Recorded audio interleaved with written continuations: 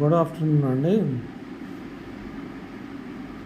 బతుకమ్మ చీరలు డ్వాక్రా సంఘాలకి మగవారికి 2000 అని చెప్పారు.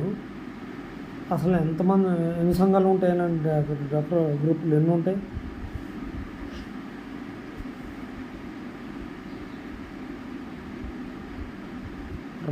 దేశంలో రైతులు ఎంతమంది, రాష్ట్రంలో వరి పండించేది ఎంతమంది? డ్వాక్రా గ్రూపు సభ్యుల్లో వీళ్ళకి 15,000, మళ్ళీ 2 పట్టు చీరలు, మళ్ళీ 2,000 అంటున్నారు. మళ్ళీ దానికి ఏమన్నా కండిషన్ అప్లైయా? ఎందుకంటే మీరు నమ్మటానికి లేవు. మీరు ఏదో కాలికి వేస్తే ఏలికి వేస్తే మీ కాలికి వేస్తారు. అంటే సక్రమంగా పేమెంట్ చేసే గ్రూపులకి మేము పే చేయిస్తామనా, లేకపోతే ఎవరికి? ఆడవాళ్ళందరికీ అని మీరు చెప్పే స్టేట్మెంట్లు ఎట్లా ఉన్నాయంటే ఆడవాళ్ళందరికీ ఇస్తున్నట్టు ఉంది, కానీ మీరు ఇచ్చేది డ్వాక్రా గ్రూపులు మాత్రమే ఇస్తున్నారు.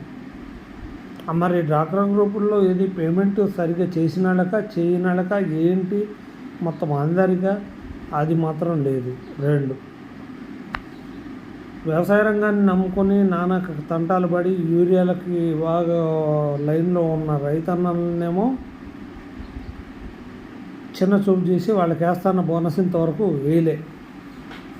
ఎప్పుడు అందుకు ప్రామిస్ చేశారు? మరి బోనస్ ప్రామిస్ చేసింది ఫస్ట్ పంట అయిపోయింది, 2వ పంట కూడా నడుస్తుంది, ఇంకా కాల. ఆ ఇచ్చిన హామీకి ఇంతవరకు అతిగతి లేదు.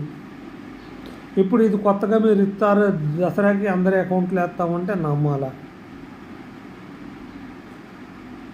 ప్రకటన చేసేటప్పుడు క్లియర్గా చెప్పండి, డ్వాక్రా గ్రూపుల వాళ్ళకి వీళ్ళకి మాత్రమే ఇస్తామని చెప్పండి.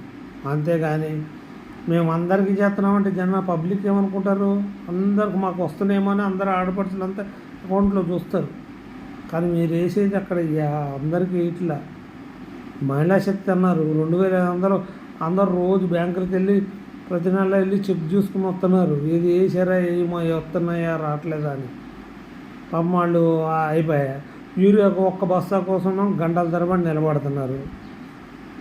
అదేమంటే యూరియా కోసం నిలబడే ఓపిక కూడా మీకు లేదని. సార్ మీరు నిలబడండి, మరి ఒక రైతే కదా, మీరు రైతు కదా, రైతు కాదని ఓకే మీకేం తెలుస్తుంది బాధ.